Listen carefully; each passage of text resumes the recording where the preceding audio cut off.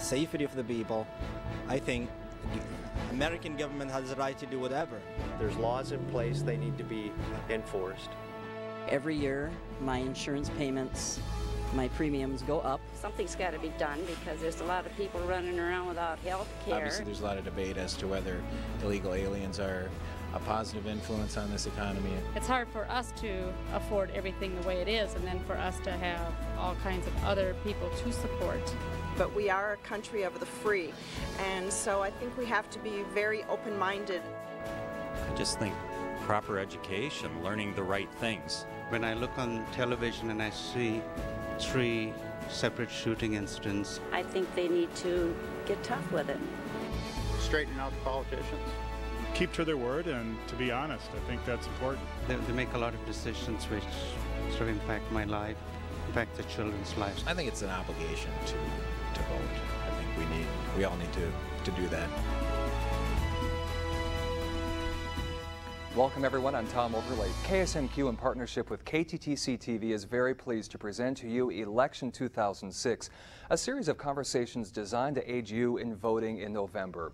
Our coverage represents a sampling of key races from throughout the region, and it is KSMQ's plan to continue to build upon this very important service by providing even more opportunities for you to get to know and to understand the issues at hand, and of course the people who represent you in Washington and St. Paul, your region and your hometown.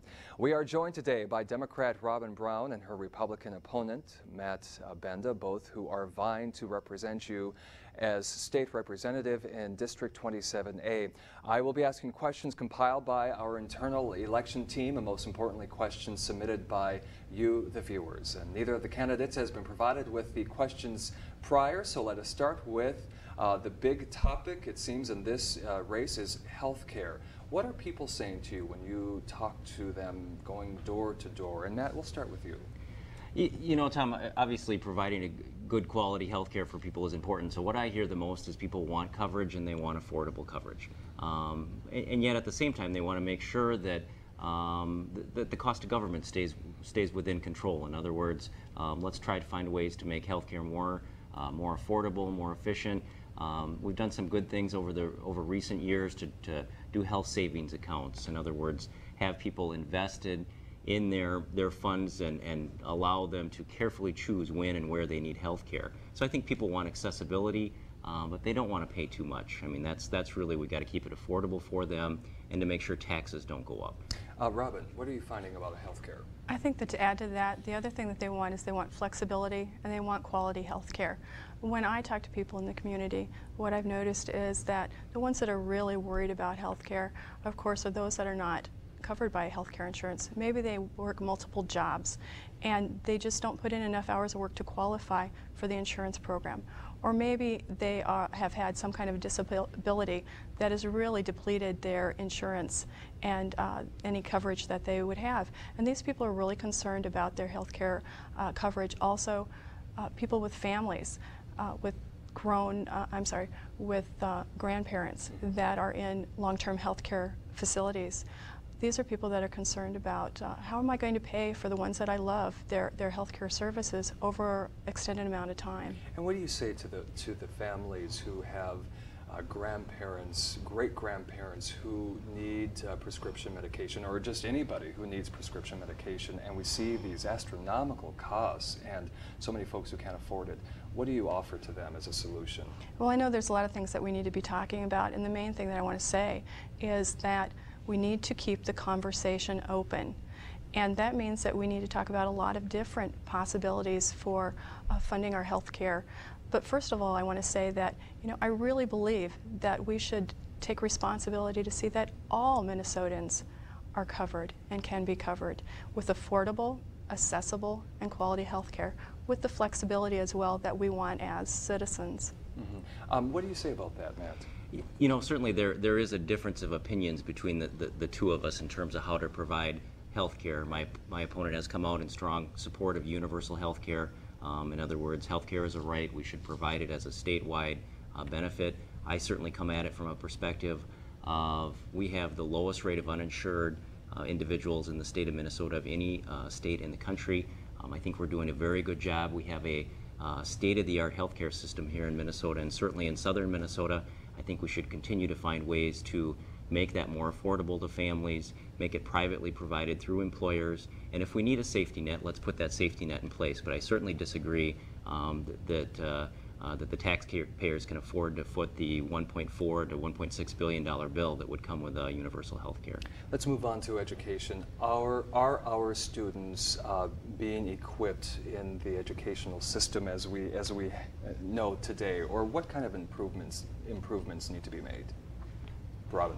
I think that No Child Left Behind was a way that really got teachers and parents and schools' attention that there are some students that are maybe not succeeding at as high a level as we would want.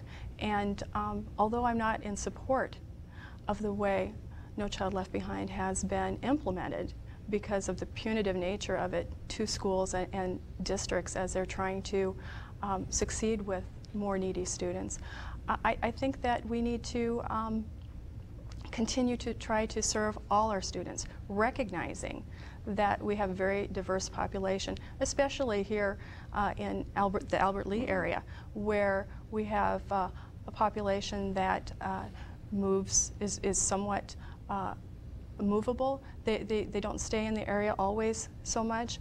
We've got lots of different needs. We've got a very high free and reduced lunch student population, and we need to serve these students. We've also, I think, in terms of gifted and talented programs, sure. ESL programs, there's a lot of students with different needs, and we need to be serving them better. Well, Matt, how do we continue to pay for these ideas that benefit our kids? Absolutely. I mean, I was reading the Star Tribune today, and it said 41% of our state budget goes to education. So certainly, again, we have a great education system in the state of Minnesota.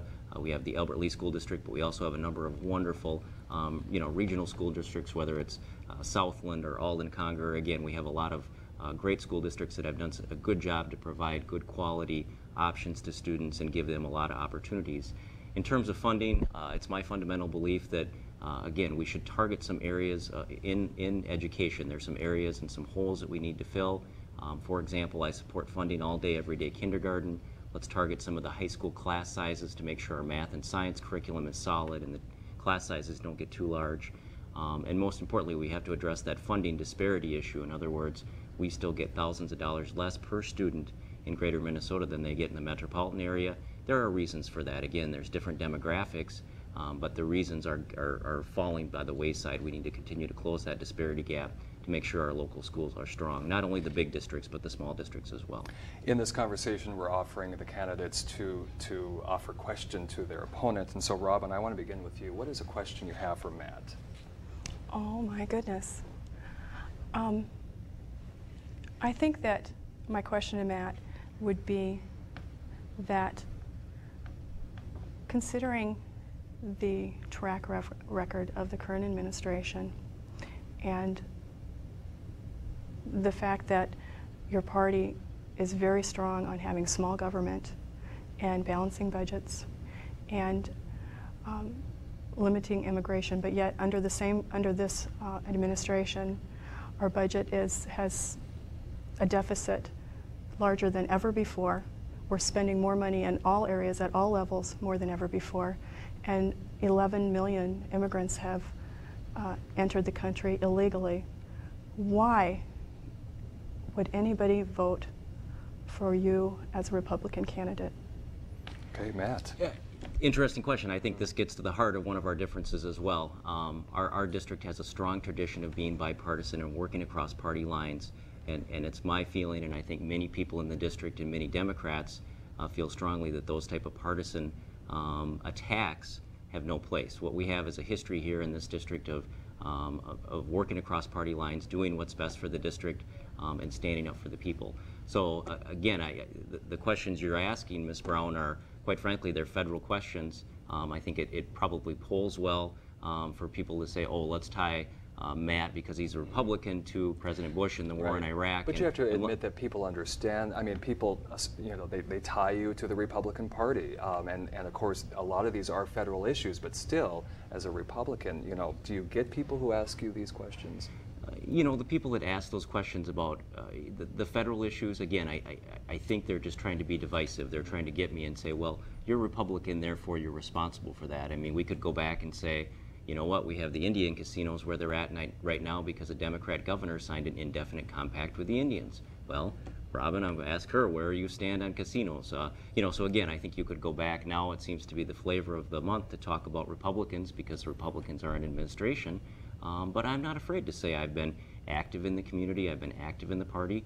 That's part of engaged citizens, is to be active. My opponent has been very proud of the fact that she worked for previous you know, Democrat candidates. As a matter of fact, she worked hard a number of years against Dan Dorman, our longtime incumbent, who everybody considers a very strong bipartisan individual, yet she went to the point of actually campaigning against him. So I think it's a fair question given the political environment, but I think it shows the difference between us in that I'm willing to be bipartisan and not engage in those type of partisan comments. Robin, I want to give you 30 seconds to respond to Matt's response. Right. I guess the only thing that stood out to me was the comment that he made that I campaigned against Dan Dorman, and I don't know how that could possibly be accurate. I was a Kerry supporter, and I certainly worked promoting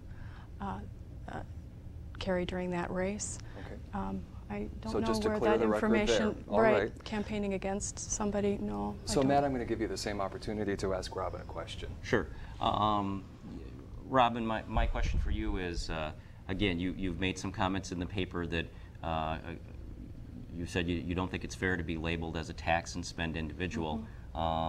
Yet you've made a number of proposals in terms of new spending programs, and I'm billions of dollars worth of new programs. I'm going to list a few of them: universal health care, an extra $1 billion in K through 12 education, full funding 4 years of college at the University of Minnesota for all students, new transit funding, and roads and bridges funding. My question for you is, how do you propose that we pay for all these new programs? Are you suggesting we cut existing programs, or do you want to grow the size of government and increase taxes? Where will the money come from, Robin? Right. Most of these programs, and when we talk about health care and we talk about education, I do have a strong belief that funding education fully will have benefits, reap benefits in tax savings, because we will have less welfare, less remedial programs. We will have citizens who will be fully employed taxpayers at higher level job, so we'll generate income that way. I think in terms of universal health care, which I don't know that that's a term I've used. I think I've continued to use accessible and affordable, I think was my actual words. But I do believe that that's a right for all of us, and I do believe it's a responsibility to see that we take care of our people that way. You know, taking care of health care, we're going to take care of it one way or the other, whether it is an emergency situation where a mother brings her child, you know, screaming with an earache and a temperature in the middle of the night to an emergency room because maybe she was hoping that she really wouldn't have to bring that child because she didn't have insurance. So who pays for this then? Excuse me? So who pays for this? Well, I'm thinking that we can distribute it among all of us if we think it's important and we believe that there's a savings in the long run, which I do. Okay. You talked about education and providing a good education so students are well qualified for the job market. Let's move then to the job market and to businesses. What do we need to do to grow local business? Robin.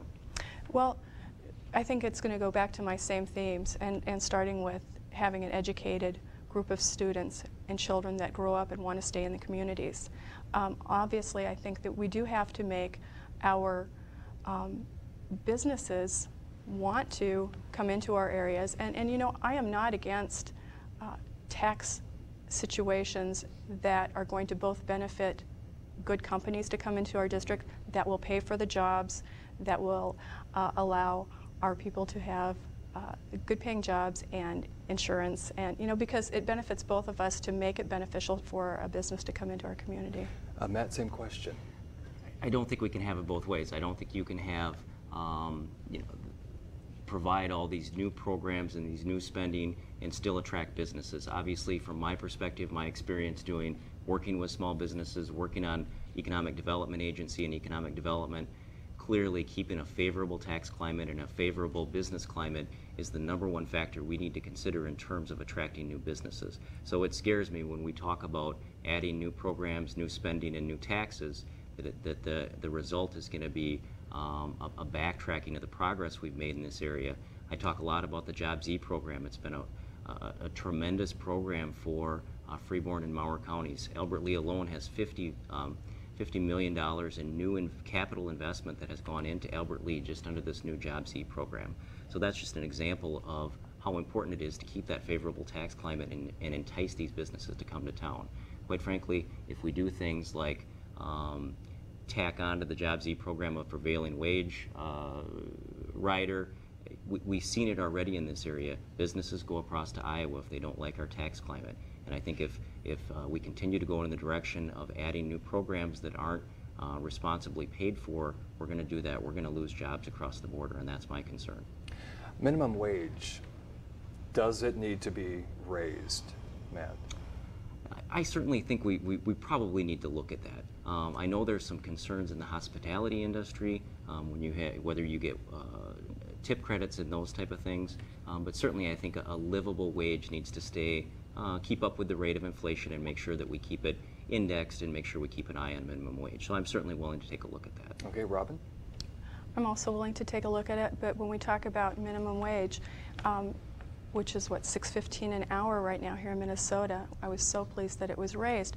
But when we talk about a living wage, as I see it defined, we're talking $11 an hour plus benefits, you know, in order for a person to live and raise a family.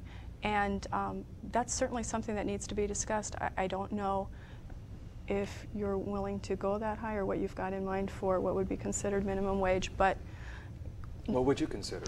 You know, if we agree that minimum wage is going to be a living wage, we're raising it quite a bit. But what do you say to businesses, the small business owner that says, I can't afford that? Right, exactly. And that's why the minimum wage question is just so dicey. Yeah. Because there's also the argument that is a minimum wage supposed to be a living wage or is it supposed to be an intro wage? And like my opponent said also, the whole idea about the hospitality section, you know, I worked as a waitress as a young person and I know that they are paid very, very small wages and the tips, you live on tips. And, you know, that's something that needs to be discussed. Matt, you were shaking your head. What, a further comment on this? My comment would be certainly setting the minimum wage is one factor, but if you raise the minimum wage and then increase people's taxes substantially, again, you're losing the living wage concept. So I think it does have to be a balance. It sounds good to say I'm going to increase wages, but if taxes go up at the same time, your cost of living increases, and again, you're not able to make ends meet. So I think it has to be a good balance. That's why I'm willing to look at it in terms of let's get it to a point where it's a livable wage, but let's make sure that we keep the business climate competitive and that, you know, property taxes and income taxes are also not out of whack. Right. Robin, what do we need to do to support the rural economy? What are some of the ideas that you might have? Well, I still think that in the rural economies that energy is a good way to promote agricultural success, the biodiesel, the wind-generated plants. I mean, I think that's real strong. Of course, another way to support, there's other ways to support agriculture other than that type of thing. There's, you know, maintaining our roads and bridges, our farm-to-market roads, so that they can get their produce to market in a safe fashion and economical way. So you talk about support, but give me an example of how you would support a farmer, for example. Is there one example you might have for us? And while you think about that, how about Matt? Let's just go to you. How would you support about it? You know, Tom, I'm very fortunate to have spent a lot of time working with farmers. I grew up on a farm, and it's an area I've spent a lot of time working with not only small communities, but small farmers. I've worked within the biofuels industry. The biofuels has been a tremendous success story for this district and certainly the entire state. The state of Minnesota right now does provide an ethanol subsidy to help out the farmers. Okay. I think that's a great tool to get that industry started. Corn prices right now are certainly not at historical highs, but we've hit a point where, you know, things are pretty good right now. In other words, we're hitting a nice spot right now, you know, with corn prices. So I think looking at things like the ethanol subsidy, keeping that stream of income, transition the ethanol and the biodiesel industry so they can become independent and use that money for economic development opportunities. We have a lot of economic development opportunities and dollars that are out there and available. I think it's important for somebody that's going to be a local state representative that has that good cross-section of people that they know, so we can bring that money together, leverage it, and grow those small communities. And you also have to look at the schools. Obviously, it's an important part to keep those schools strong in the communities, and then again to have economic development opportunities with low interest loans, business accelerators, which is kind of a new concept being discussed. It's pots of money to provide existing businesses opportunities to grow, without having to do traditional bank financing. It allows them to add new lines or to add new products. So Robin, what are your thoughts on Matt's ideas? I think that another thing to think about too is we need to remember our dairy farmers as well. And there was something that I read a while back about the number of dollars that a dairy cow brings into a community by way of jobs. And there are ways to support our dairy farmers, and there were some programs that were visited about how to subsidize the cattle that they purchase so that they can be successful. So that was the first thing that came to mind, and as I was listening to my opponent, of course, he gave a pretty comprehensive answer, I'd have to admit that. Do you have a large Hispanic population in the Albert Lea area? And of course the immigration issue is a federal issue, but is there something that can be done on the state level to address this issue, Robin? Yes, I think there is. And first of all, I've got to say that, absolutely that I am for legal immigration, fair rules for everybody. So at a state level, and of course it is a federal issue, but on a state level, I certainly think that we can hold each other accountable locally. And what I mean by that is that I do think that when it is known that there is illegal immigrants, that certainly employers, when they're aware of this, that they should be held accountable for that information. That would be, I think that's my first thing that I would consider at a local level. Okay, Matt. I would agree to the extent of certainly it's important to have an open and diverse community and to accept people into the community and to get a strong workforce. But there's a reason it's called legal and illegal. I support making sure our legal immigration program works properly and that people come in and they're contributing citizens, they're law-abiding, they're tax-paying, and they follow the rules like the rest of us. In terms of what can we do at a state level, I think there are things we can do in Minnesota to maybe jumpstart the feds a little bit and show them the direction. Some of the things being discussed that I would support would certainly be putting visa expiration dates on driver's license, so again you can identify when people's visas have expired. Again, giving law enforcement more opportunities to ask questions about people's background and whether they have the proper documentation to be here. And again, there's other issues in terms of catch and release. In other words, not allowing police officers to release illegals back into the community, but requiring them to turn them over to the INS. So again, I think we need to take a step as a state and then continue to encourage the federal level to address this issue.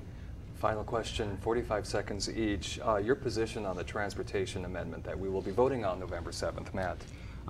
Yes, the transportation amendment. Transportation is very important to this district. We need to make sure we keep our 10-ton road system strong.